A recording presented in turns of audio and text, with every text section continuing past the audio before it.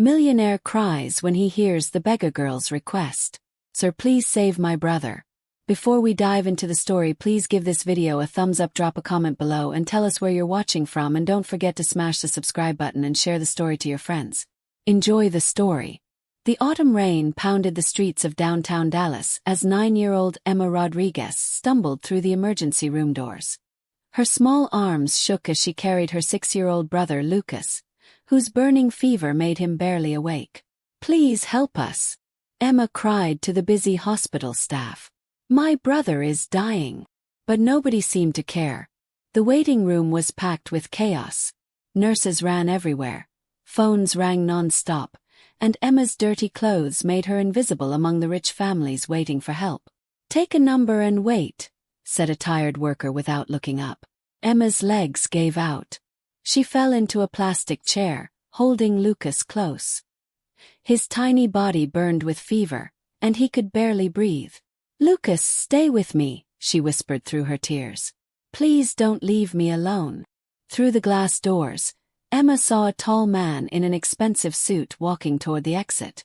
Even at 9 years old, she knew this man was rich. The way he walked, his perfect clothes, how the hospital workers bowed when he passed by. Without thinking, Emma stood up, lifted Lucas, and ran outside into the pouring rain. "Sir. Please, sir," she screamed, chasing the stranger. "Help my brother." Michael Thompson, owner of Thompson Medical Centers across Texas, stopped walking. At 52, he had built his empire by making cold business decisions. But something about this desperate girl carrying her dying brother broke through his stone heart. "What happened?" Michael asked, kneeling down as the rain soaked his expensive suit. "He's been sick for 3 days, Emma sobbed. "The fever won't stop, and they won't help us because we have no money. Please, I'll do anything. I'll work for you. I'll clean your house. Just please save my brother." Michael looked at Lucas's burning face and made a choice that would change all their lives forever. "Come with me," he said firmly, picking up Lucas. "Right now." As they rushed back into the hospital, Lucas stirred in Michael's arms. "Emma," he whispered weakly. "Don't tell Uncle Carlos. He'll beat us again if he finds out we ran away." Michael's heart stopped. What kind of hell were these children living in? Michael carried Lucas into the VIP section of his hospital, shouting orders to his best doctors. Within minutes, Lucas was in a private room with Dallas's top pediatric doctor examining him. "Severe dehydration and pneumonia," Dr. Jennifer Park announced. "This child should have been brought in days ago. We need 4 fluids now and strong antibiotics." As nurses worked to save Lucas, Emma pressed herself against the wall, watching with terrified eyes. Michael noticed her shaking hands and how she jumped whenever someone moved too fast. "When did you last eat?" Michael asked gently, pulling up a chair beside her. Emma's stomach growled loudly, but she shook her head. "I'm not hungry. I just need Lucas to be okay." Michael quietly ordered food from the hospital cafeteria. When it arrived, Emma ate the sandwich like she hadn't eaten in weeks, which Michael suspected was exactly true. As night fell and Lucas's fever finally broke, Emma's exhaustion caught up with her. In the dim hospital room, she began to whisper her secrets. "Uncle Carlos gets really angry when we get sick," she confessed quietly. "He says sick kids can't work the streets and bring home money. Last time Lucas got sick, Carlos locked us in the basement for 2 days without food." Michael's jaw clenched, but he kept his voice gentle. "Emma, where are your parents?" "Mama died in a car crash 2 years ago," Emma replied, rolling up her sleeve to scratch an itch. This revealed dark bruises covering her arm. "We never knew our daddy. Carlos was Mama's boyfriend, and he said he'd take care of us, but—" Her voice died as she quickly pulled her sleeve down, realizing what she'd shown. "But he hurts you instead," Michael finished quietly. Emma's eyes filled with tears. "He says if we tell anyone, they'll separate us and put us in different foster homes. Lucas is all I have left. I can't lose him too." Michael reached out slowly and gently touched Emma's hand. What if I told you there was another way? What if you and Lucas could stay together and be safe? Emma looked up at him with hope and fear fighting in her young eyes. You really mean that? Before Michael could answer, Lucas stirred in his bed. His fever finally gone. Emma, he called weakly. I'm here, buddy, she whispered, rushing to his side. Lucas's eyes focused on Michael with confusion. Who's the nice man? This is Mr. Michael, Emma explained. He saved you. Lucas studied Michael with the serious look only children have. Are you going to send us back to Uncle Carlos? The question hung in the air like a challenge. Michael looked at these two children who had stumbled into his perfect world and realized his answer would change not just their lives, but his own. No, Michael answered firmly. You're not going back to Carlos. Not ever. The words surprised even Michael. In 20 years of business, he'd never made such a quick decision. But looking at these two broken children, something deep inside him had changed forever. What do you mean? Emma asked, afraid to hope. I mean you're coming home with me, Michael replied, already rearranging his perfectly ordered life in his mind. Both of you. Tonight. 2 hours later, Michael's black BMW pulled through the iron gates of his lakefront mansion in Highland Park. Emma and Lucas pressed their faces against the windows, staring in wonder at the huge estate. You live in a castle, Lucas whispered, his sickness temporarily forgotten. Just a big house that's been far too quiet for far too long, Michael replied, surprised by his own words. Inside, his staff scrambled to adapt. Angela Hayes, his assistant of 15 years, had rushed over to help with this unprecedented situation. Sir, are you certain about this? Angela asked privately, watching as Mrs. Patterson, the housekeeper, hurried upstairs to prepare rooms. Taking in children is... Well, it's not exactly your area of expertise. Michael watched Emma carefully studying the mansion's security system, memorizing escape routes with the survival instincts of a child who'd learned to always have a backup plan. Maybe it should be, he replied quietly. That evening, after hot baths, new clothes rushed over from Dallas's finest children's store, and the first real meal they'd had in days, Emma and Lucas sat in their new bedroom. Is this real? Lucas asked, running his small hand over the soft blanket. I think so, Emma replied, though she stayed alert, listening for danger.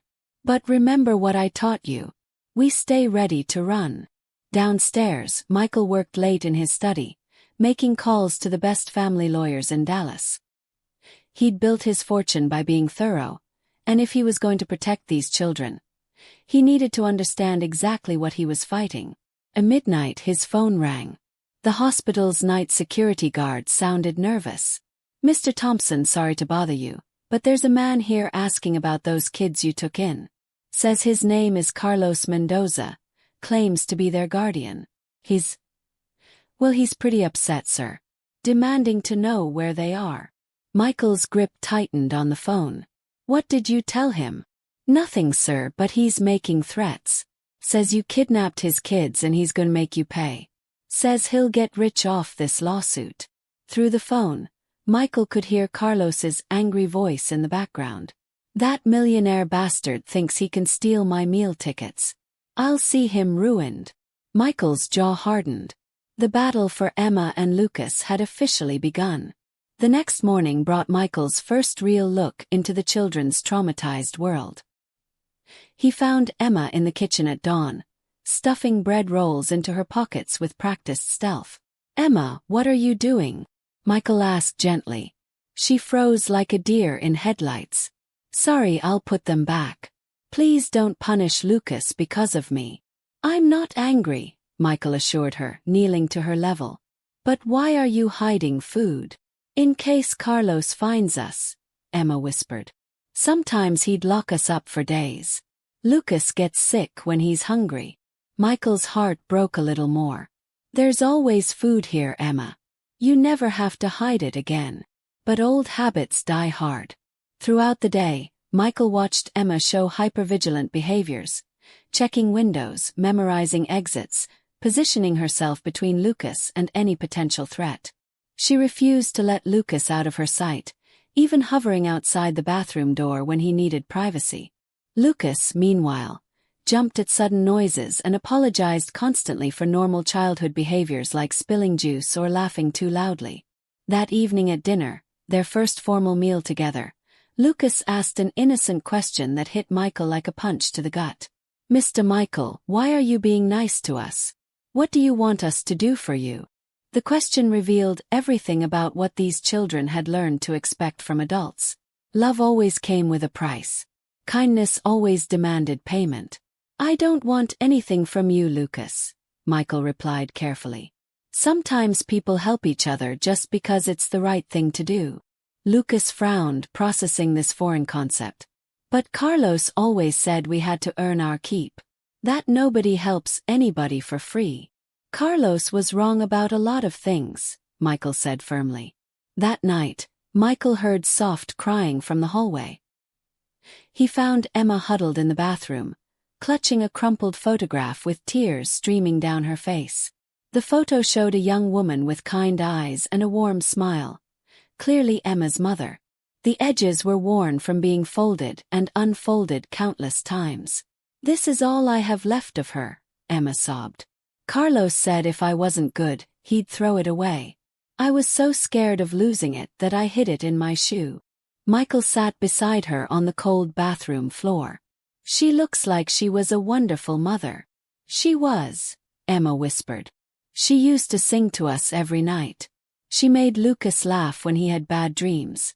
She never hit us, never yelled. She just loved us. She'd be proud of how you've taken care of Lucas," Michael said softly. Emma looked up at him with eyes too old for her 9 years.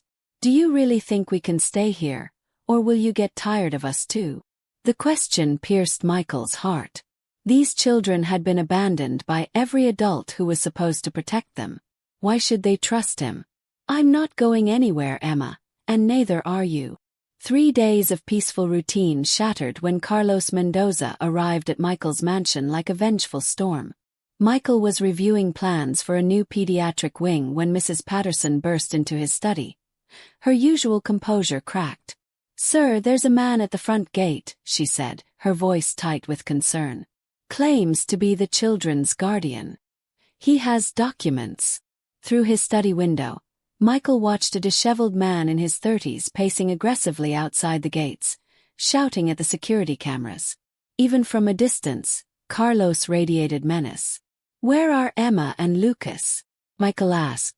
"Playing in the garden with their new tutor," Mrs. Patterson replied. "Should I bring them inside?" "Quietly. Don't alarm them, but keep them away from the windows." Michael met Carlos at the front door, immediately understanding why the children lived in constant fear. Carlos's eyes held a cold calculation that made Michael's skin crawl. "Well, well," Carlos sneered, looking Michael up and down. "The famous Michael Thompson playing saint with my kids." "They're not your children," Michael replied evenly. "And they're not going back to you." Carlos laughed harshly, pulling out a folder of legal documents. "See, that's where you're wrong, rich boy.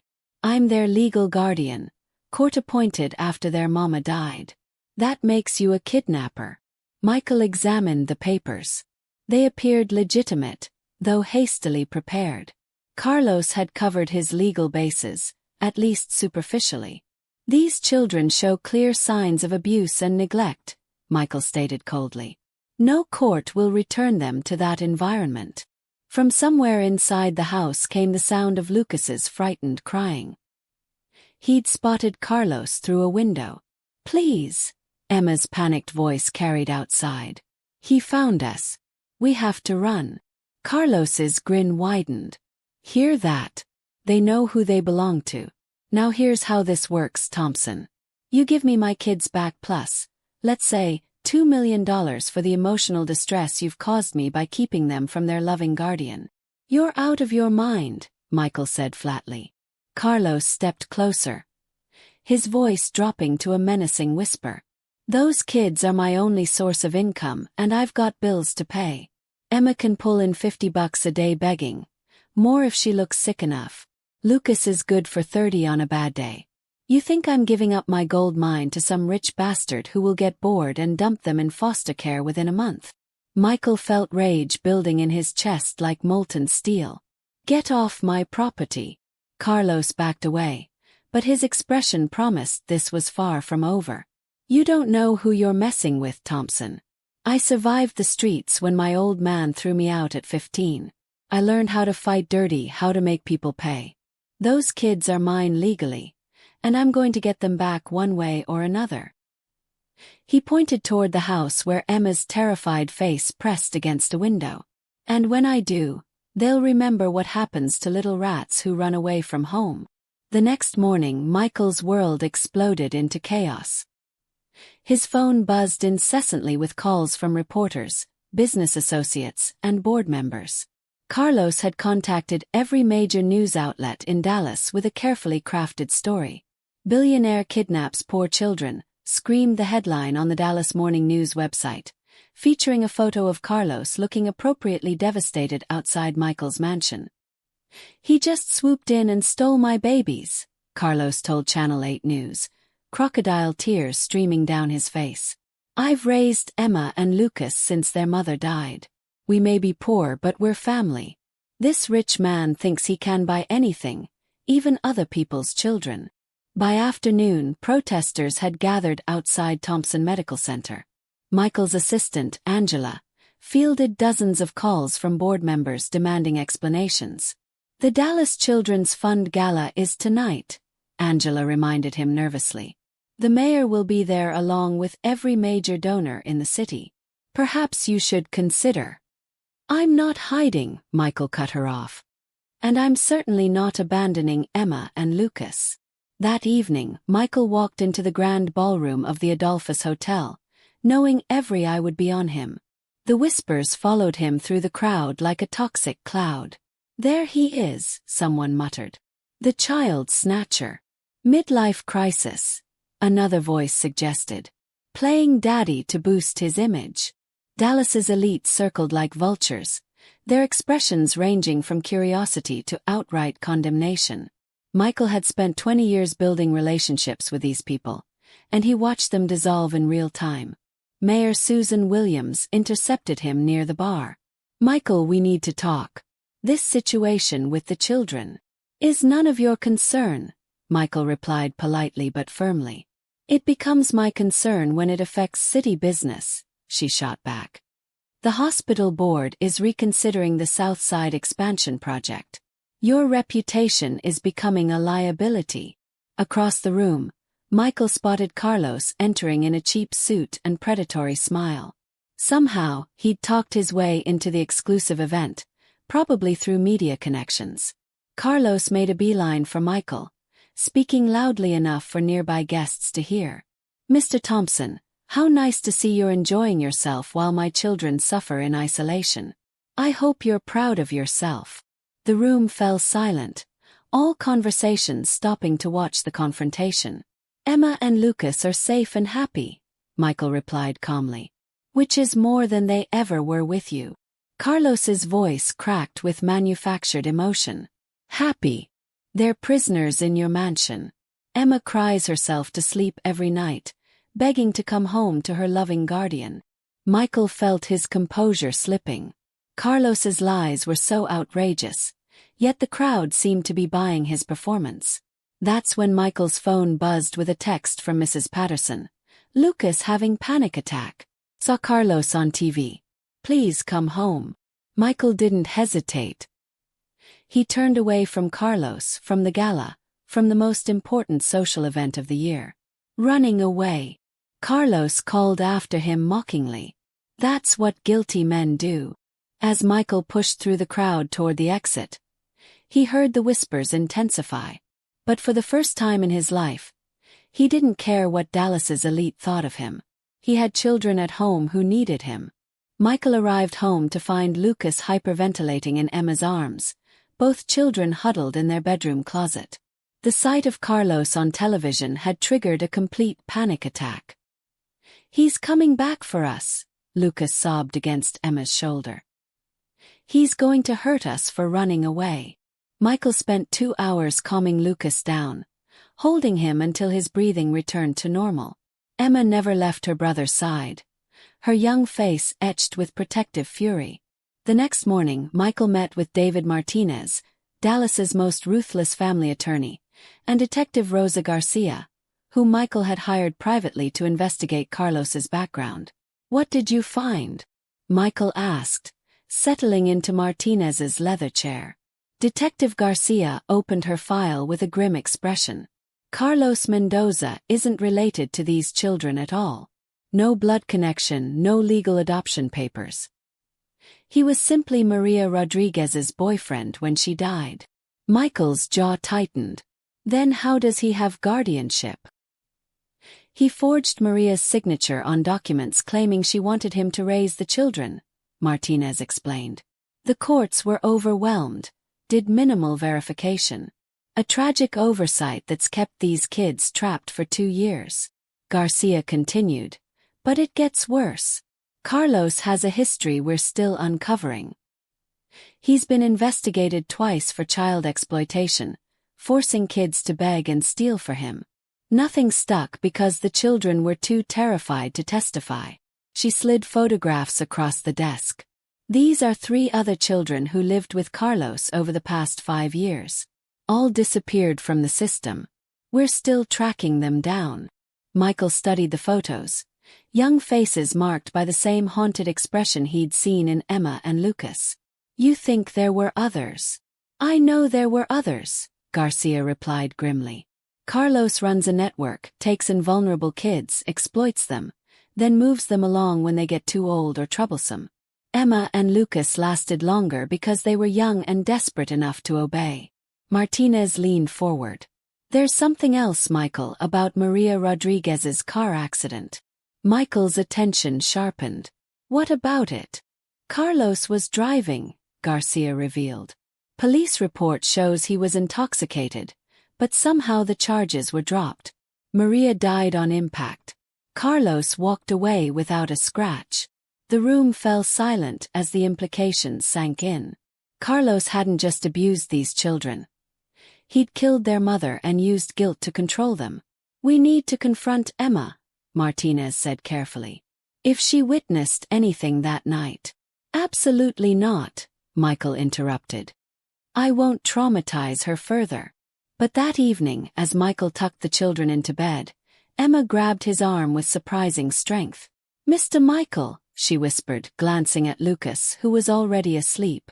"There's something I never told anyone about the night Mama died." Michael sat down beside her, his heart racing. "You don't have to." "Carlos was drunk," Emma interrupted, her voice barely audible. "He was yelling at Mama in the car, calling her names. She was crying, begging him to slow down. Then everything went dark." Her small hand trembled in his. "When I woke up in the hospital, Carlos was there. He said if I ever told anyone what really happened, they'd blame me for Mama's death. He said I distracted him by crying, that it was my fault she died." Michael felt rage building in his chest like a furnace. Carlos hadn't just stolen these children's lives.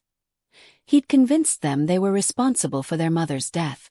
"Emma, listen to me," Michael said firmly. "Your mother's death was not your fault. Carlos lied to you." But Emma wasn't finished. "There's more," she whispered, her eyes wide with terror. "I think Carlos killed Mama on purpose."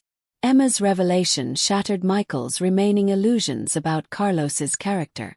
The next morning, he called an emergency meeting with Detective Garcia and Attorney Martinez.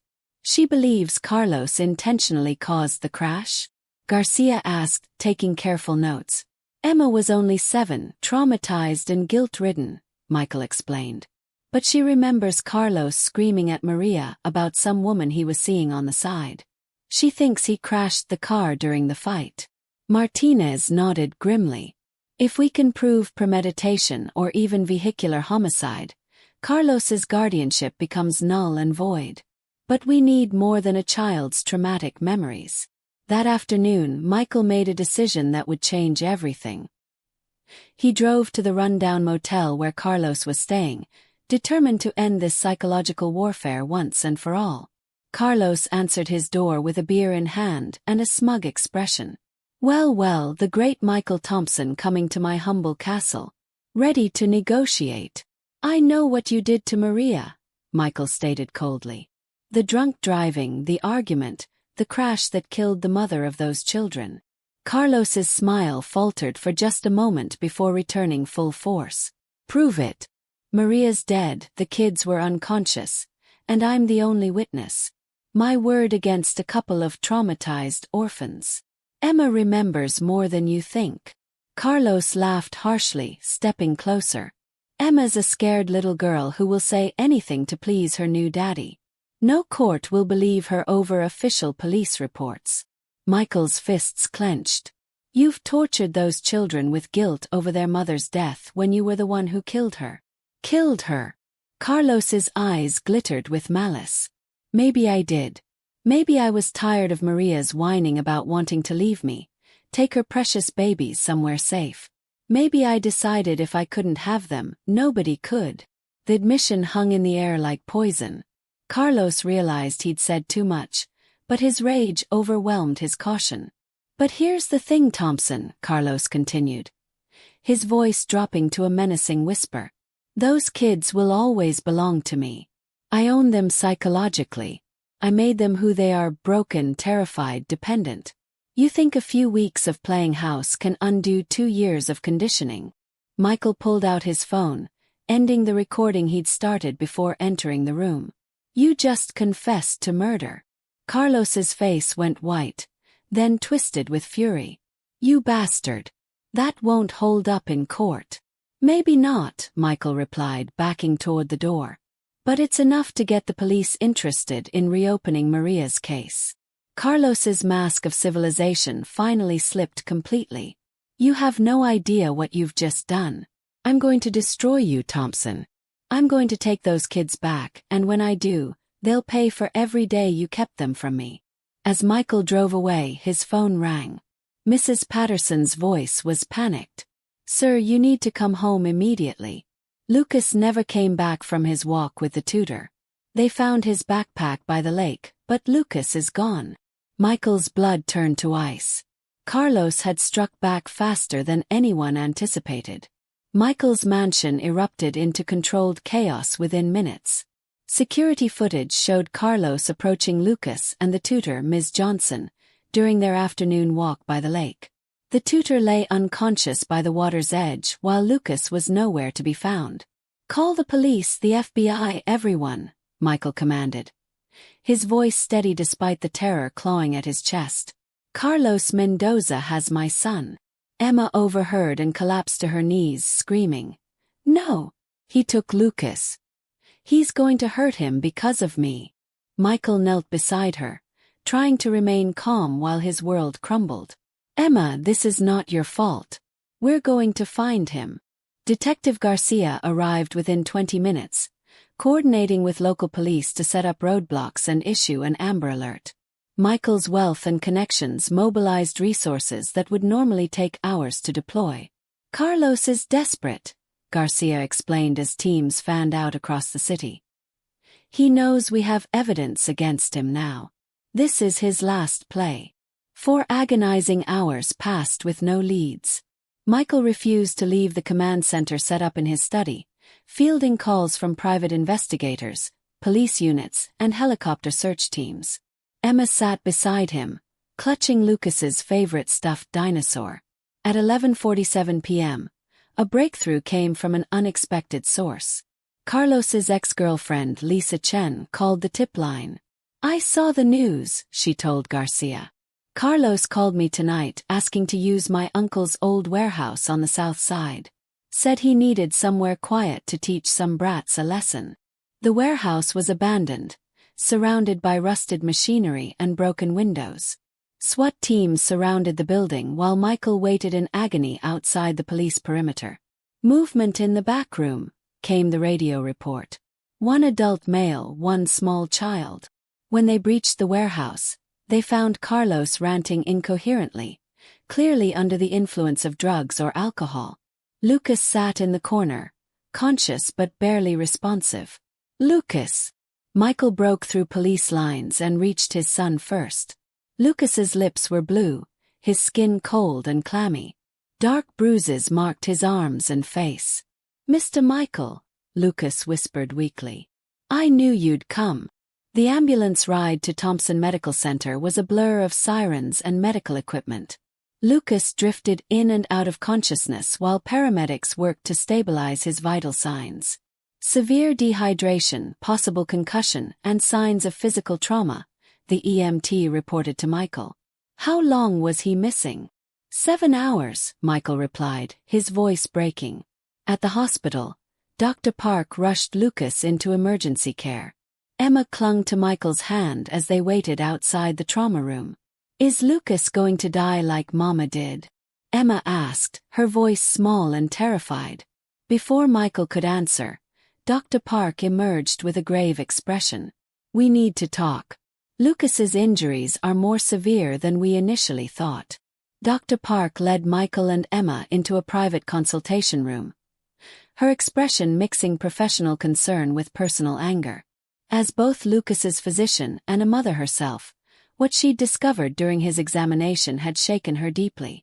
"Lucas has a severe concussion, 3 broken ribs, and internal bruising consistent with being kicked repeatedly," Dr. Park began, her voice tight with controlled fury.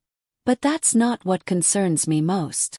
She pulled up Lucas's X-rays on the wall monitor, pointing to various areas with a laser pointer. "These are old injuries, Michael. Multiple healed fractures in his arms, evidence of past head trauma, and scarring that suggests chronic abuse over an extended period." Michael felt his knees weaken. "How long?" "Based on the bone density scans and healing patterns, I'd estimate Lucas has been systematically abused for at least 18 months, maybe longer." Emma's sharp intake of breath drew their attention. Her small face had gone pale as she stared at the X-rays. "I tried to protect him," she whispered, tears streaming down her cheeks. "Every time Carlos got mad, I would get in the way so he'd hit me instead. But sometimes when I was at school, or when Carlos locked me in the closet." Michael knelt beside Emma's chair, his heart breaking as the full scope of these children's suffering became clear. "Emma, you were just a child yourself. This was never your responsibility." Dr. Park continued her grim report. "There's more.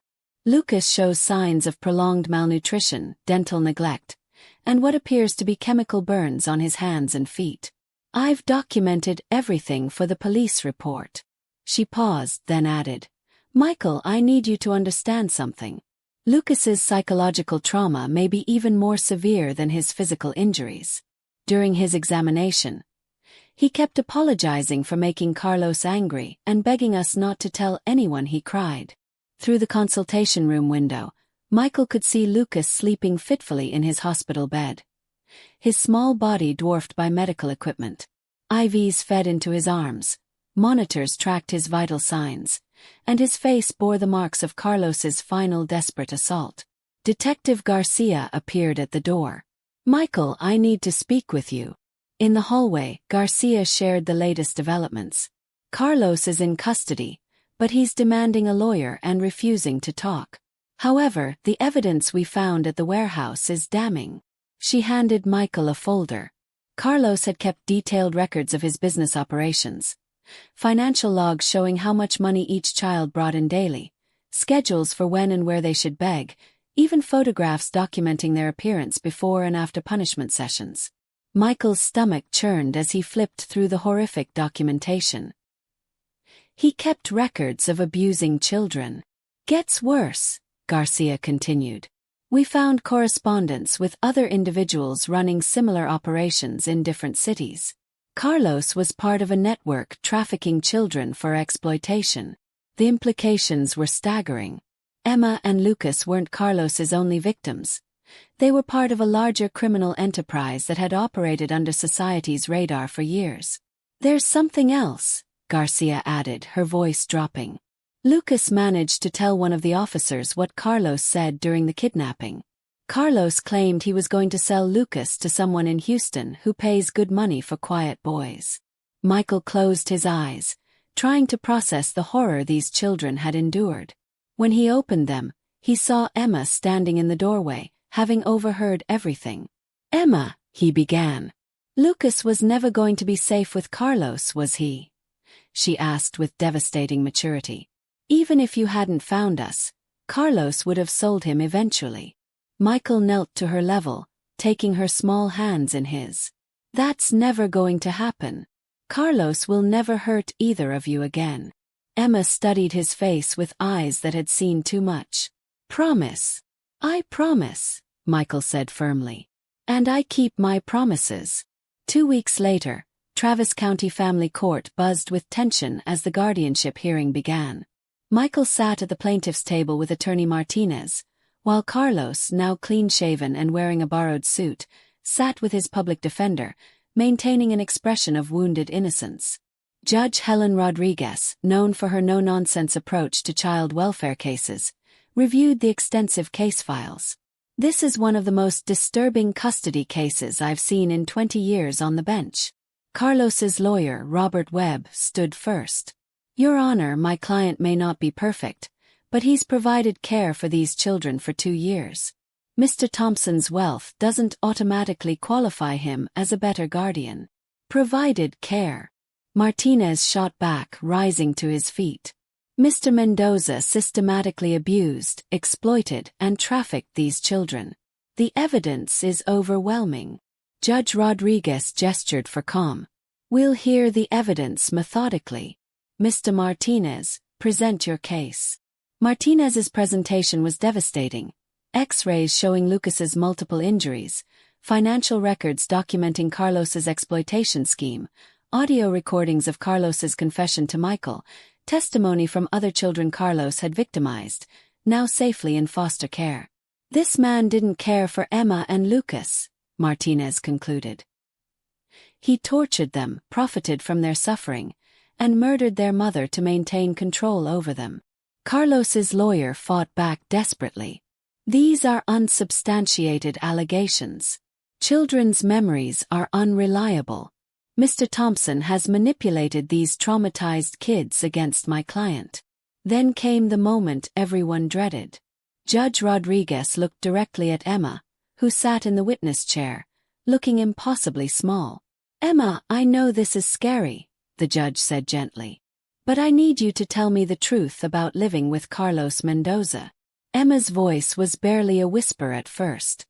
"He hurt us every day. If we didn't bring home enough money from begging, he wouldn't let us eat. If we cried, he locked us in the basement." Her voice grew stronger as she continued. "He told us it was our fault Mama died. He said we were worthless and nobody would ever want us. He said if we told anyone, they'd split Lucas and me up forever." Carlos couldn't contain himself. "She's lying," he shouted, jumping to his feet. "I saved those kids from the streets. I gave them food and shelter." "Mr. Mendoza, sit down," Judge Rodriguez ordered. But Carlos was beyond control, his carefully maintained facade crumbling. "You think that rich bastard cares about them? He'll get bored and dump them in foster care within a year. At least I kept them together." Martinez seized the moment. "Your Honor, this outburst demonstrates exactly why these children live in constant terror. Mr. Mendoza's psychological abuse has convinced them they're worthless." Emma suddenly stood up in the witness chair, her young voice carrying throughout the courtroom. "Carlos, you're wrong. Mr. Michael loves us. He sits with Lucas when he has nightmares. He helps me with homework. He never hits us, never yells at us, never makes us beg for food." Tears streamed down her face as she continued. "You killed our mama and you tried to kill our spirits, but we're not broken anymore. We have a real family now." Carlos's face contorted with rage. "You ungrateful little bailiff, remove Mr. Mendoza from this courtroom," Judge Rodriguez commanded. As Carlos was dragged away, still screaming threats, Lucas stood up from the gallery and ran to Emma, wrapping his arms around her waist. Judge Rodriguez took a moment to compose herself after Carlos's removal. The courtroom fell silent as she reviewed her notes one final time. In 20 years on this bench, I have rarely seen such clear evidence of systematic child abuse, she began. The guardianship granted to Carlos Mendoza was fraudulent from the beginning, obtained through forged documents and maintained through fear and violence. Emma and Lucas held hands tightly as they sat beside Michael. Furthermore, Judge Rodriguez continued, the evidence shows that Mr. Thompson has provided these children with the safety, stability, and genuine care they deserve. His commitment to their well-being is evident not just in his resources, but in his actions. She looked directly at Michael. Mr. Thompson, are you prepared to make this commitment permanent? Michael stood, his voice steady and certain. Your Honor, I formally petition to adopt Emma and Lucas Rodriguez. They are already my children in every way that matters. Judge Rodriguez smiled. The first time anyone had seen her smile during the proceedings. Guardianship is hereby terminated for Carlos Mendoza and granted permanently to Michael Thompson, with the path cleared for legal adoption. The gavel fell with finality. The wedding was small but perfect. Michael married Dr. Jennifer Park in the garden of his estate, with Emma as maid of honor and Lucas as ring bearer. The children had insisted on the ceremony. They wanted their family to be complete. Do you think Mama would be happy? Lucas asked Emma as they watched their new parents dance. Emma smiled, clutching her mother's photograph. I think she sent Mr. Michael to us. She kept her promise to keep us safe. Carlos was sentenced to 15 years for child trafficking, fraud, and vehicular homicide. The warehouse network was dismantled, and 12 other children were rescued. As for the Thompson family, their story was just beginning. Emma excelled in school and discovered a talent for art therapy, helping other traumatized children. Lucas, now healthy and secure, became the family comedian, filling their home with the laughter it had always needed. Michael learned that the greatest fortune wasn't in his bank account. It was in 2 children who called him Dad and meant it with their whole hearts. Some promises once made change everything. Michael Thompson had kept his word, and in saving Emma and Lucas, he had saved himself.